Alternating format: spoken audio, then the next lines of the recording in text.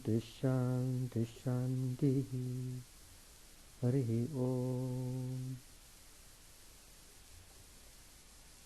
Om Stapakaya Dharmasya Sarvadharma Swarupine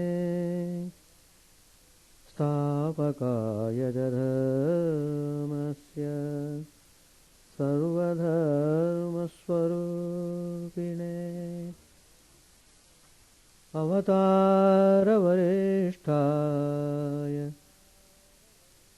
Ramakrishna Te Namaha Asato Ma Sadgamaya Tamaso Ma Jyotirgamaya Mrityormamritangamaya Om Shanti Shanti Shanti. Let us offer our salutations to Sri Ramakrishna, the embodiment of all religions, the Supreme God Incarnate, the establisher of universal religion. Let us pray to Him to lead us from the unreal to the real, to lead us from the darkness of ignorance to the light of knowledge, to lead us from death to immortality. We have been studying Gospel of Sri Ramakrishna. The topic I have been dealing since 2 weeks, since 2 Tuesdays, the 5 commandments of Sri Ramakrishna. So today I am continuing the same topic, the 3rd commandment, what Sri Ramakrishna said, which is very essential for making progress in spiritual life.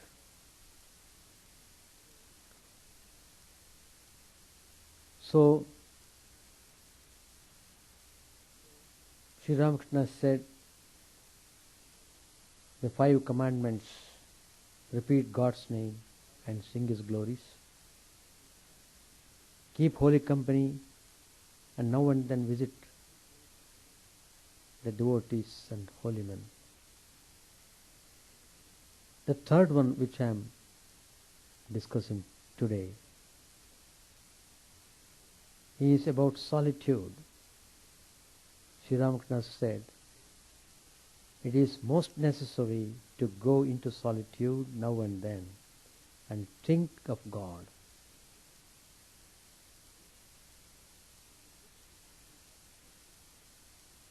To fix the mind on God is very difficult in the beginning, unless one practices meditation in solitude.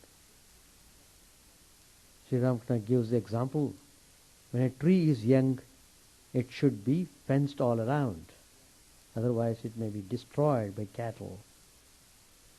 To meditate, you should withdraw within yourself, or retire to a secluded corner, or to the forest.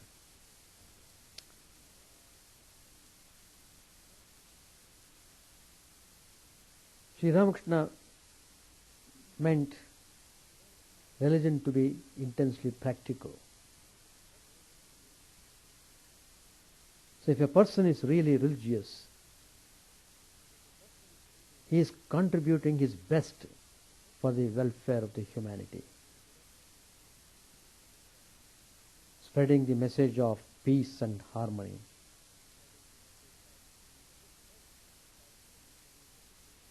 So this 3rd commandment also is most necessary for those seeking spiritual life.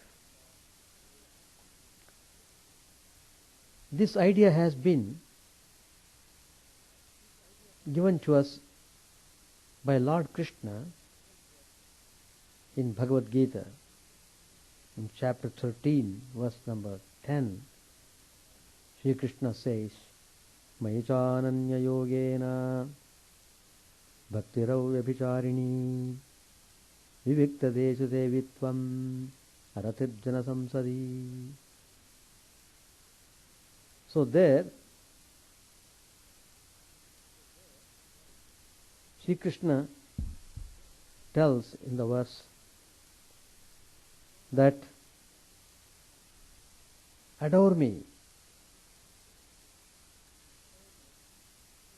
only with full attention, with full focus, with heart undistracted. Turn all your thought towards solitude, spurning the noise of the crowd, its fruitless commotion. So, to focus on the divine, you must totally withdraw yourself inward. That is the meaning. The mind cannot dwell on God if it is immersed day and night in worldliness, in worldly duties and responsibilities. So it is most necessary to go into solitude now and then and think of God. To fix the mind on God is very difficult in the beginning, unless one practices meditation in solitude. When a tree is young, it should be fenced all around, otherwise it may be destroyed by cattle. The tradition of retiring into solitude is immemorial. As soon as his temple duties were over, Sri Ramakrishna would retire into the surrounding jungle for practicing meditation. Most of his disciples wandered off to the Himalayas and to various other holy places to perform hard austerities. Many early Christian holy men took to the deserts and engaged themselves in a life of unceasing prayer and contemplation. Later they became known as the Desert Fathers. Christ went into the desert and prayed for 40 days. Sri Ramakrishna used to say, the rishis of old attained the knowledge of Brahman. One cannot have this so long as there is the slightest trace of worldliness. How hard the rishis labored.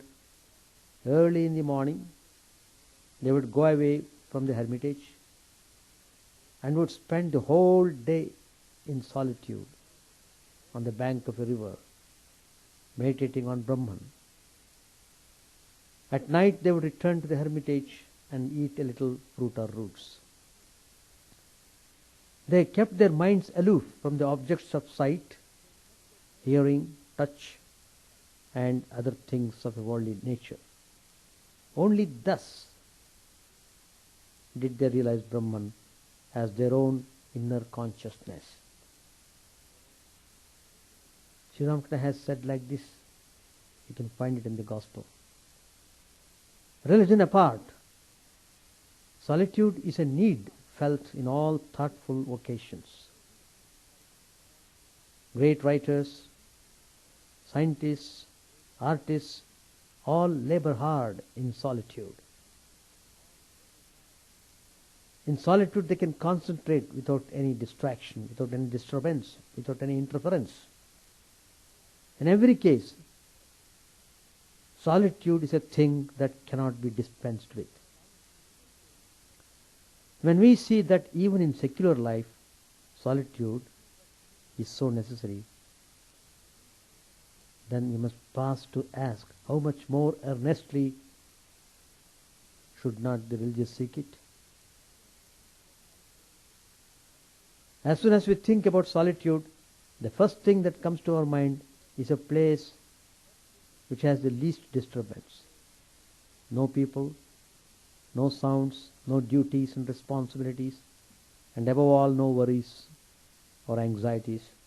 Relatively speaking, a place which affords us a sense of restfulness and freedom.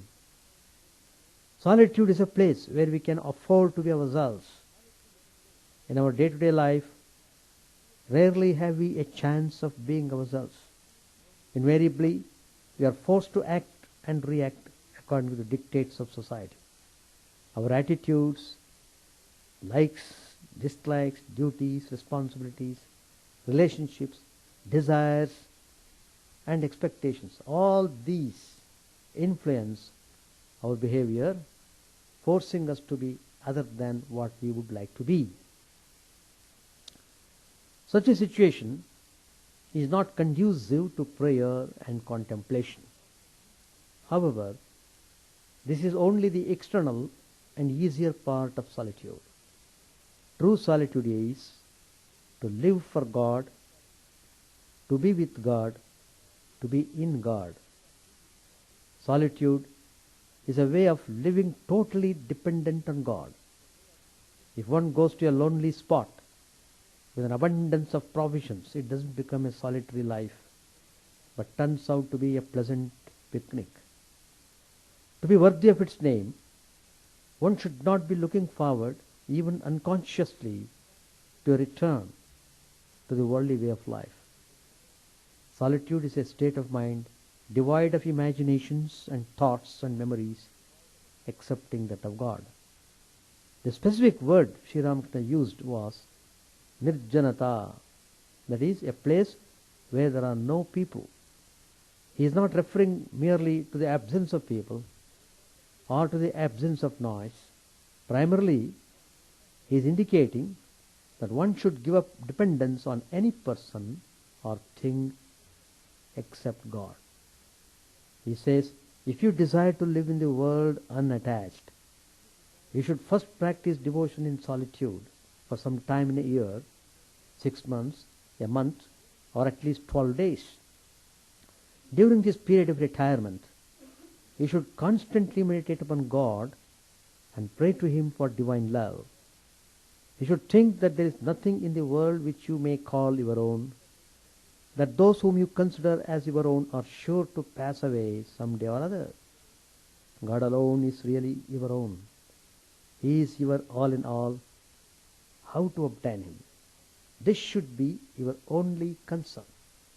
It is good that you should often retire into solitude in a place away from either men or women, a place where you may be left absolutely to yourself, praying to the Lord with a yearning heart for true knowledge, a place where you may stay at least for 3 days, if not more, or for at least 1 day, if not 3.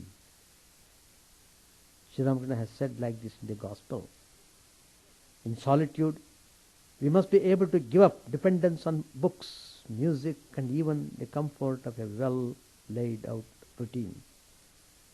It may be difficult at the beginning, but that is what one should be able to achieve. Only then can one turn to God for everything. Solitude, ultimately, is complete surrender to God. Naturally, this involves living in the simplest manner possible. Silence is the very heart of solitude. Silence is not making the mind empty. It is the art of emptying the mind of all worldly thoughts and filling it with spiritual thoughts, thoughts of God. True silence is to feel the divine presence intensely and constantly. In solitude, one is forced to confront oneself. For many, this is most painful. One can easily know one's capacity, weaknesses, what thoughts are predominant, etc., how much time we are capable of keeping silent and thinking of God. There are many distractions all around us. Solitude is a great help in acquiring concentration. Without concentration, it's impossible to progress in either secular or spiritual life. Man's greatness in any field is an indication of his or her power of concentration. Sri Ramakrishna says, but one must go into solitude to attain this divine love. To get butter from milk, you must let it set into curd in a secluded spot. If it is too much disturbed, milk won't turn into curd. Next, you must put aside all other duties. Sit in a quiet spot and churn the curd. Only then do you get butter. Further, by meditating on God in solitude, the mind acquires knowledge, dispassion, and devotion. But the very same mind goes downward if it dwells in the world. Only when we try to practice concentration do we find how difficult it is. The famous psychologist Erich Fromm equates concentration with solitude. He says, the most important step in learning concentration is to learn to be alone with oneself without reading, listening to the radio, smoking or drinking. Indeed, to be able to concentrate means to be able to be alone with oneself. And this ability is precisely a condition for the ability to love. If I am attached to another person because I cannot stand on my own feet, he or she may be a lifesaver. But the relationship is not one of love. Paradoxically, the ability to be alone is a condition for the ability to love. Anyone who tries to be alone with himself will discover how difficult it is. He will begin to feel restless, fidgety, or even to sense considerable anxiety.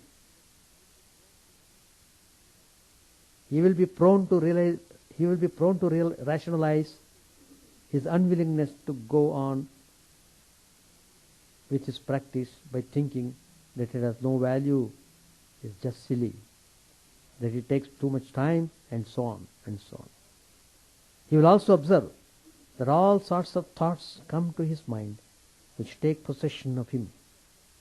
He will find himself thinking about his plans for later in the day, or about some difficulty in a job he has to do, or where to go in the evening, or about any number of things that will fill his mind, rather than permitting it to empty itself. So the art of living, however difficult, the only way is to practice and persevere. In the world we take many things for granted. Only then, when we try to live a simple life in solitude, do we appreciate our blessings. Consequently, we learn to be grateful for the many blessings of life. Solitude also helps us appreciate the goodness of others. Solitude is man's most valuable treasure. It will not be wrong to say that rightly practiced, solitude bestows both physical and mental health. Above all, solitude gives us the opportunity for reflecting on the most important questions of life. Who am I? Why am I here? What is life? What's its meaning? What's my goal? What do I really want? How am I supposed to lead my life? How am I to respond to the vagaries of life? What are my priorities, my weaknesses? How can I improve myself? You can reflect on all these questions. Solitude is a great boon, making us turn our attention inward and giving us an opportunity to ponder over these important questions of life and evolve a plan of action. However, it is not easy to live in solitude. We cannot just make a quick plan and go. It needs long and often many years of conscious preparation. Real taste for solitude is generated only when the clamoring of the senses are silenced and the senses themselves are rudely shocked out of their gear through the blows the mind receives or the sufferings the body endures. When this taste develops and is directed towards God, a greater part of the battle is won. But mind being what it is, it requires constant watching and hard practice. There are three types of solitude. One is external, the second is internal, and the third within the self. Sri Ramakrishna was very emphatic about having recourse to solitude for the purpose of practicing spiritual disciplines. He says that one should practice meditation in the forest, in a secluded corner of the house, or in the mind. When one has an opportunity, one should retire to an undisturbed place, preferably a quiet and beautiful place. Places of natural beauty have a great power of calming and uplifting the mind. That's why many holy temples were built in places of great beauty, on the tops of great mountains, in deep forests, on the banks of mighty rivers. This is external solitude. One can and must have daily solitude right in one's house. A sincere aspirant should set aside some time daily for spiritual practices. He should sit in a quiet corner of the house and should try to call on God, even if it be for a short time only. He should consider this period of time absolutely as his own and should never allow anyone or anything to interfere with his practice. He should call on God while wholeheartedly feeling that he has no one whom he could call his own except God. This is the internal and daily solitude. Then comes real solitude, living with Atman or self. Solitude with Atman is to feel the presence of God constantly and uninterruptedly. This comes only after long and hard spiritual practice and as a result of the grace of God. Once a person has achieved this, he has nothing more to do. He lives enjoying his presence always. This is the state of perfection. Brother Lawrence says, having found in many books different methods of going to God and diverse practices of the spiritual life, I thought this would serve rather to puzzle me than facilitate what I sought after, which was nothing but how to become holy gods. This made me resolve to give the all for the all. So after having given myself wholly to God, to make all this satisfaction I could for my sins, I renounced, for the love of Him, everything that was not He, and I began to live as if there was none but He and I in the world. And I began to live as if there was none but He and I in the world. Such was my beginning. And yet I must tell you that for the first 10 years I suffered much.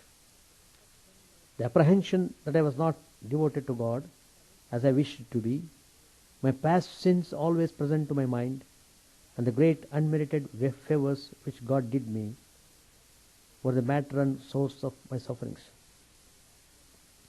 When I thought of nothing but to end my days in these troubles, which did not at all diminish the trust I had in God, and which served only to increase my faith, I found myself changed all at once, and my soul, which till that time was in trouble, felt a profound inward peace, as if she were in her center and place of rest. Ever since that time, I walk before God simply in faith, with humility, and with love. And I apply myself diligently to do nothing and think nothing which may displease Him. How long should one practice solitude? Sri Ramakrishna remarks, if you ask me how long you should live in solitude away from your family, I should say that it would be good for you if you could spend even one day in such a manner. 3 days at a time are still better. One may live in solitude for 12 days, a month, 3 months, or a year, according to one's convenience and ability. This advice Sri Ramakrishna gives to householders who cannot devote all their time to God. What then to speak of aspirants who have forsaken their all for the sake of God? Sri Ramakrishna's advice on how to practice solitude. He exhorts, when you practice discipline in solitude, keep yourself entirely away from your family. You must not allow your wife, son, daughter, mother, father, sister, brother, friends, or relatives near you. While thus practicing discipline in solitude, you should think, I have no one else in the world. God is my all. Continuing, Sri Ramakrishna remarks, the mind is like milk. If you keep the mind in the world, which is like water, then the milk and water will get mixed. That's why people keep milk in a quiet place and let it set into curd and then churn butter from it. Likewise, through spiritual discipline practiced in solitude, churn the butter of knowledge and devotion from the milk of the mind. Then that butter can easily be kept in the water of the world. It will not get mixed with the world. The mind will float, detached on the water of the world. But solitude frightens. What's the cause of this fear? Man has long been accustomed to live in groups, in constant activity and turmoil. He is addicted to the charms of society so much that he finds it difficult to live alone. Swami Vivekananda says, can a man who has been used to the turmoil and the rush of life live at ease if he comes to a quiet place? He suffers and perchance he may lose his mind. The Brihadaranyaka Upanishad gives us a description of how Prajapati also, at the beginning of creation, was deluded and afraid. It says, in the beginning of this universe was only the self, Viraj, of human form. He reflected and found nothing else but himself. At this, he was afraid. Therefore, even now, a solitary one is afraid. He then reflected, as there is none else than myself, what am I afraid of? On reflecting thus, fear left him. For what was there to fear? It is from a second entity alone that fear comes. Acharya Shankar, in his commentary on these verses, says, because this Purush was endowed with a body and limbs, he was afraid of his extinction, owing to a false notion. And as in our case, the way he adopted to get rid of the false notion, which was the cause of fear, was by acquiring the right knowledge of the Atman. Shankaracharya here states that we too are deluded by the false notion of our extinction with the death of the body, and the only way to get over this fear is to know our Atman in its true perspective. And right knowledge can be acquired by contemplating in solitude on the teachings of the scriptures. One may go mad if one enters into solitude unprepared. Certain thoughts, memories may become prominent, even obsessive. That's why, without some preparation, one is not advised to go into solitude. It's impossible to do that way without any preparation. But it is possible that many people attuned as they are to the hectic life of the present civilization may feel one with the idea expressed in Copa's poem. In that poem it is said, O solitude, where are the charms that sages have seen in thy face? Better to live in the midst of alarms than dwell in this horrible place. The same rule applies to retired life also. Many people plan in their imagination to spend longer periods of time in spiritual practice after retirement. This becomes possible only if one starts preparing early in life. Sri Ramakrishna's advice for the spiritual aspirants to retire into solitude now and then is a commandment. Some may think of it as unnecessary by touting the name of Karma Yoga. Others by saying that after all the mind is the root cause of bondage and liberation. Therefore if we can watch the mind it will be fine. All this may be true, or it may be we are just deluding ourselves, and we can only do so at the cost of our spiritual life. Hence, retiring to solitude now and then is indispensable. The yogi seeks to realize the Paramatman, the Supreme Soul. His ideal is the union of the embodied soul and the Supreme Soul. He withdraws his mind from the sense objects and tries to concentrate on the Paramatman. Therefore, during the first stage of his spiritual discipline, he retires into solitude and with undivided attention practices meditation.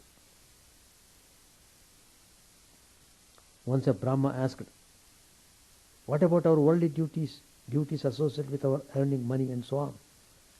Sri Ramakrishna replied, yes, you can perform them too, but only as much as you need for your livelihood. At the same time, you must pray to God in solitude, with tears in your eyes, that you may be able to perform those duties in an unselfish manner. The situation is very difficult. There is so much confusion in the world. If you go this way, you are threatened with a shovel. If you go that way, you are threatened with a broomstick. Again, in another direction, you are threatened with a shoe beating. Besides, one cannot think of God unless one lives in solitude. The goldsmith melts gold to make ornaments, but how can he do his work well if he is disturbed again and again? You have to spend a few days in solitude. So Sri Ramakrishna again and again tells, solitude is very, very essential. If you practice spiritual discipline for some time in a solitary place, like Rishikesh, Holy Mother said this, you will find that your mind has gained strength. And then you can live in any place or in the company of anyone without being in the least affected by it. A sapling must be protected by a fence all around, but it grows big, not even cows and goats can injure it. Spiritual practice in a solitary place is essential. When worldly thoughts crop up in your mind and they possess it, then you should go away from the company of others and pray to God with tears in your eyes. He will remove all the dross of your mind and will give you understanding also. So, Sri Ramakrishna's third commandment, you must go again and again into solitude and try to think of God.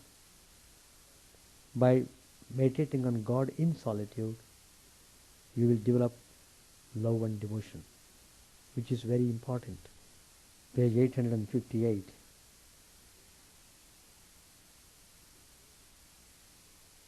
A devotee said, has God a form or is formless? Master said, God has form, and again he is formless. Once upon a time a sannyasi entered the temple of Jagannath. As he looked at the holy image, he debated within himself whether God had a form or was formless. He passed his staff from left to right to feel whether it touched the image. The staff touched nothing. He understood that there was no image before him. He concluded that God was formless. Next he passed the staff from right to left. It touched the image. The sannyasi understood that God had form. Thus he realized that God has form, and again he is formless. But it is extremely difficult to understand this. Naturally, the doubt arises in the mind. If God is formless, how then can he have form? Further, if he has a form, why does he have so many forms? Doctor said, God has created all these forms in the world. Therefore, he himself has a form. Again, he has created the mind. Therefore, he is formless. It is possible for God to be everything. Sri Ramakrishna said, these things do not become clear until one has realized God. He assumes different forms and reveals himself in different ways for the sake of his devotees. A man kept a solution of dye in a tub. Many people came to him to have their clothes dyed. He would ask a customer, what color should you like to have your clothes dyed? If the customer wanted red, then the man would dip the cloth in the tub and say, here is your cloth dyed red. If another customer wanted his cloth dyed yellow, the man would dip his cloth in the same tub and say, here is your cloth dyed yellow. If a customer wanted his cloth dyed blue, the man would go dip in the same tub and say, here is your cloth dyed blue. Thus he would dye the clothes of his customers different colors, dipping them all in the same solution. One of the customers watched all this with amazement. The man asked him, "Well, what color do you want for your cloth?" The customer said, "Brother, dye my cloth the color of the dye in your tub." Laughter. Once a man went into a wood and saw a beautiful creature on a tree. Later he told a friend about it and said, "Brother, on a certain tree in the wood I saw a red-colored creature." The friend answered, "I have seen it too, but why do you call it red? It is green." A third man said, "Oh, no, no. Why do you call it green? It is yellow." Then other persons began to describe the animal variously as violet, blue, or black. Soon they were quarreling about the color. At last they went to the tree and found a man sitting under it. In answer to their questions, he said, "I live under this tree and know the creature very well. What each of you has said about it is true. Sometimes it is red, sometimes green, sometimes yellow, sometimes blue, and so forth, and so on. Again, sometimes I see that it has no color whatsoever.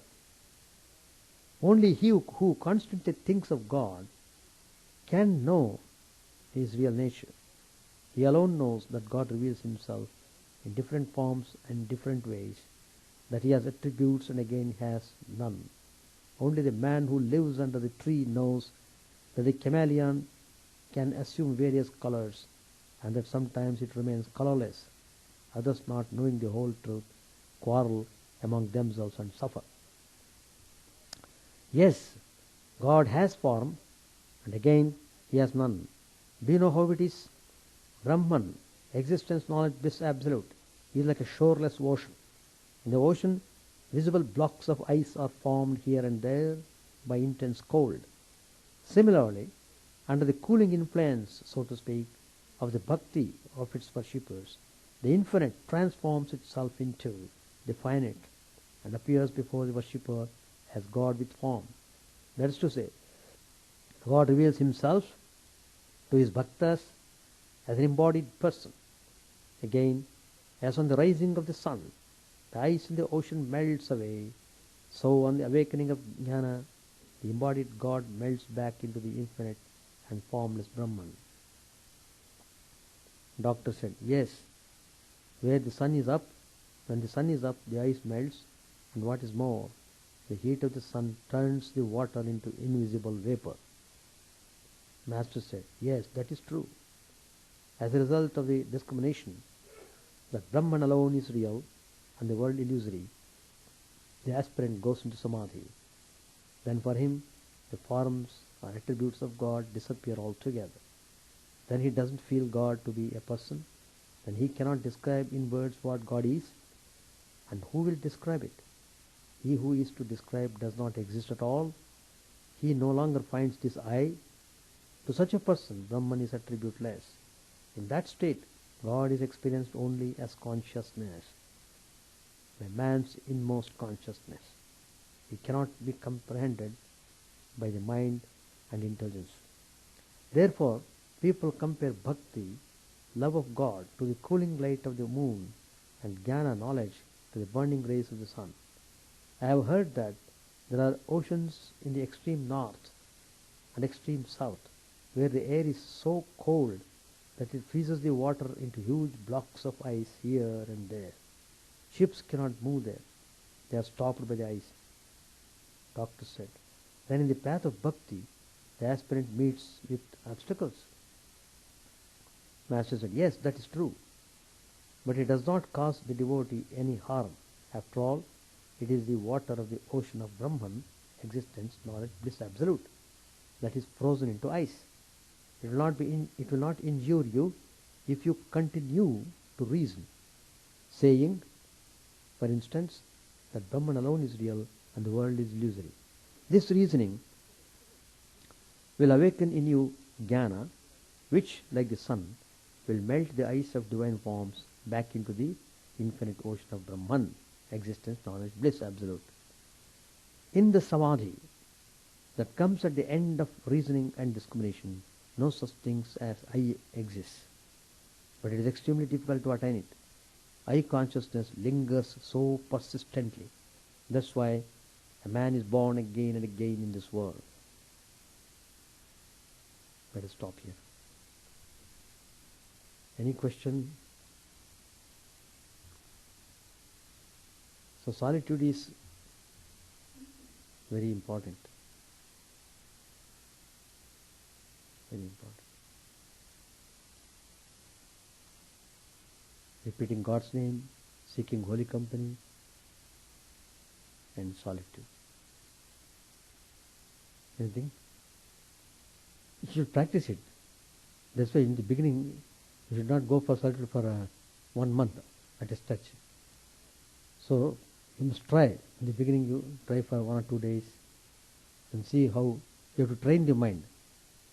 Solitude becomes successful when you are disciplined and do it consciously, fully aware. I am going to solitude to think of God. That way. And you must initiate such attitude in your mind. So you must replace all the thoughts that distract you away from God. So solitude is used for introspection, and in a quiet, silent atmosphere you will be able to focus on the reality. So Sri Ramakrishna says it may be in a corner of your home, if it is possible to maintain that solitude, not disturbed by sound, not disturbed by people interfering, etc. So when the mind is established in solitude, then you would like to be in that state more and more. So it requires constant training. In fact, attending retreats, they are all helpful. They are extremely helpful. So you are having all that in one place. In the retreat,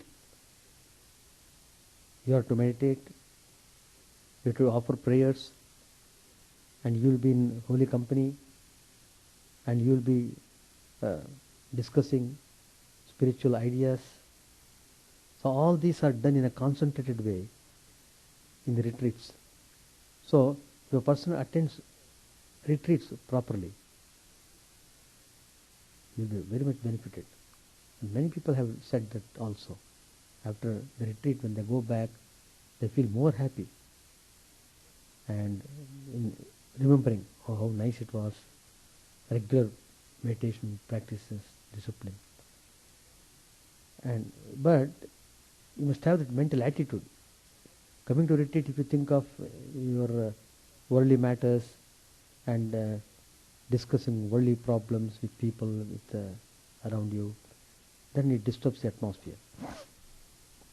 So consciously, you must be thinking about God.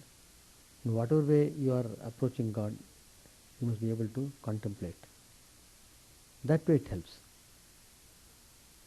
That's the way. Chant the name of the Lord and His glory unceasingly, that the mirror of the heart may be wiped clean and quench that mighty forest fire, worldly lust raging furiously within.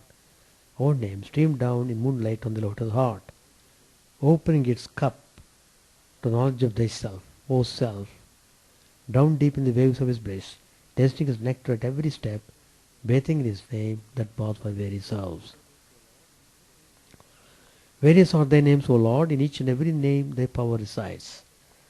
No times are set, no rites are needful for chanting of thy name. So vast is thy mercy. How huge then is my wretchedness, who find in this empty life and heart no devotion to thy name. O my mind, be humbler than a blade of grass. Be patient and forbearing like a tree. Take no honor to thyself, give honor to all. Chant unceasingly the name of the Lord. O Lord and soul of the universe, mine is no prayer for wealth retinue. The playthings of lust are the ties of fame. As many times as I may be reborn, grant me, O Lord, a steadfast love for thee. A drowning man in this world's fearful ocean is thy servant, O sweet one. In thy mercy, consider him as just beneath thy feet.